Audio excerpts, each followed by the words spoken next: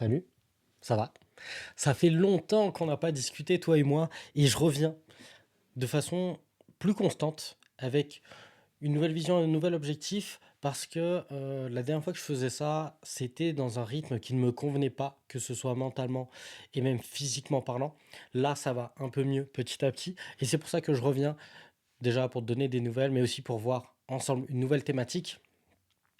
Et pour ce faire, je te propose qu'on commence directement et je te ferai une vidéo plus tard qui t'expliquera un peu ma situation. Et c'est toujours un peu le cas à l'heure actuelle, c'est pour ça que je prendrai le temps de la faire quand ce sera un peu mieux de mon côté. Bref, on enchaîne et je vais dire une phrase qui peut te concerner. C'est tout simplement le fait que si tu perds de l'argent en trading, ou peut-être même dans ton business, c'est pas forcément la faute de la stratégie, de la méthodologie, mais c'est souvent à cause de toi. Et si cette phrase tu la ressens, dans ce cas, bienvenue dans Plus One, le podcast où on parle pas seulement des résultats, mais de ce qui les amène. Et l'objectif, en fait, c'est de faire un pas après l'autre, plus 1% à la fois. Tu t'en doutes bien, comme à chaque fois. Tu connais la routine.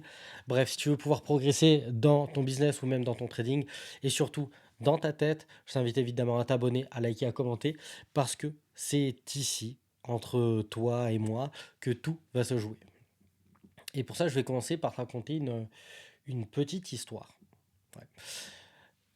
En fait, il y a une période où je pensais avoir absolument tout compris dans le domaine du trading, de l'investissement, de l'entrepreneuriat, du business, du management, du leadership, etc. Parce que la stratégie était bonne, les backtests étaient bons, le plan il était clair, et pourtant, malgré tout ça, les résultats ne suivaient pas.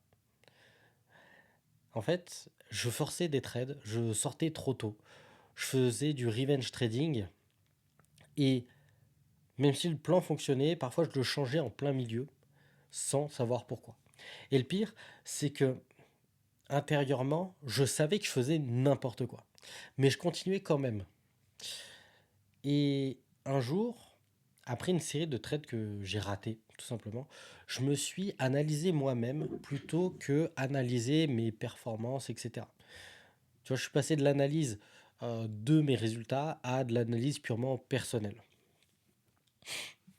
Et j'ai fermé les graphiques et je me suis focus sur moi, sur pourquoi je pensais trade, pourquoi je fais ça, etc. etc. Et c'est là où j'ai compris une vérité brutale me concernant, et c'est peut-être le cas aussi pour toi, c'est que je ne perdais pas à cause du marché, je perdais à cause du fait que je perdais plutôt à cause de ce que je refusais de voir en moi. C'est plutôt ça la bonne phrase, la bonne prononciation. Voilà, donc je ne perdais pas à cause du marché, mais je perdais à cause de ce que je refusais de voir en moi. Et le truc, c'est que le trading, c'est pas un jeu contre le marché. Le trading, c'est simplement un miroir de ton impatience, de ton ego, de ta peur, de ton besoin de contrôle, de ton rapport à l'argent, etc., etc. L'importance dans tout ça, c'est l'introspection que tu vas être capable de faire, c'est-à-dire ta capacité à pouvoir observer ce qui se passe à l'intérieur de toi, au moment précis où tu vas prendre une décision, qu'elle soit à l'achat ou qu'elle soit à la vente, peu importe, ou pourquoi je me place là, comment je me sens. Donc, toutes ces choses-là, c'est important que tu puisses les conscientiser, en être conscient. Donc, pourquoi tu entres en trade, en position, pourquoi tu sors trop tôt, pourquoi tu refuses de couper une perte, pourquoi tu veux absolument te refaire, et tant que tu ne vas pas comprendre pourquoi tu fais tout ce que tu fais, tu vas systématiquement répéter les mêmes erreurs. Et même si je te donnais la meilleure stratégie du monde, avec un win rate de 100%, tu ferais quand même ces erreurs. Et ce qu'il faut que tu comprennes vis-à-vis de tout ça, c'est que ça va avoir des effets concrets sur tes résultats, tes performances, qui tu es. Et sur le court terme, sans introspection, ton trading, il va devenir émotionnel. Tu vas trader ton stress, tu vas trader ton envie, tu vas trader ta peur de rater. Sur le moyen terme, tu vas perdre confiance, tu vas douter de toi, tu vas changer sans cesse de stratégie en te disant oh celle-là elle est meilleure, si j'ajoutais ça c'est mieux, etc., etc. Et tu vas rentrer dans un cycle de frustration, espoir et déception. Et tu vas continuer comme ça pendant longtemps. Et sur le long terme, tous ces effets-là, c'est que tu vas risquer d'abandonner. Tu vas risquer d'abandonner, pas parce que le trading ne marche pas, mais simplement parce que tu n'as jamais appris à te maîtriser. Et c'est là que beaucoup échouent. Pas sur les graphiques, mais dans leur tête. Et quand tu refuses de faire ce travail intérieur, tu vas passer à côté de beaucoup de qualités. Tu vas passer à côté d'une vraie régularité, d'une stabilité émotionnelle, d'une confiance durable, d'une gestion du risque saine, une relation apaisée avec l'argent. Parce que c'est ça, in fine, le trading. Tu vois, l'argent se gagne sur les marchés, mais il se conserve dans l'esprit, dans la tête. Et sans introspection, chaque gain naît d'une fragilité. Et chaque perte, de ce fait, chaque perte devient douloureuse. Heureusement, il existe des solutions. Alors, c'est pas des vérités absolues, mais c'est peut-être des axes de réflexion que tu peux essayer pour toi. Après chaque trade, je te recommande de pouvoir noter ce que tu as ressenti, pourquoi tu es rentré, si tu as respecté ton plan, ce que tu ferais différemment si tu n'as pas respecté un des points. L'objectif vis-à-vis de tout ça, c'est pas que tu te juges. L'objectif vis-à-vis de tout ça, c'est que tu puisses te comprendre sur ce trade, mais sur la série d'autres trades que tu vas pouvoir réaliser. Deuxième étape, c'est de pouvoir faire une pause consciente. C'est-à-dire qu'avant chaque trade, pose-toi cette unique question. Est-ce que je trade une opportunité ou une émotion? Est-ce que je trade une opportunité ou est-ce que je trade une émotion? Si la réponse te dérange, ne trade pas, tout simplement. La troisième étape, c'est de pouvoir revoir tes pertes à froid. C'est-à-dire, tu as fait ta perte, ne commence pas à vouloir l'intellectualiser tout de suite. Attends un peu, soit à la fin de la journée, soit le lendemain, soit durant le week-end, peu importe. Parce que l'objectif, c'est qu'une perte ne soit pas un échec.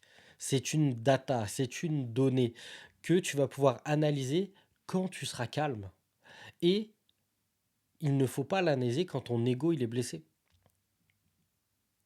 Quatrième étape, identifie tes schémas.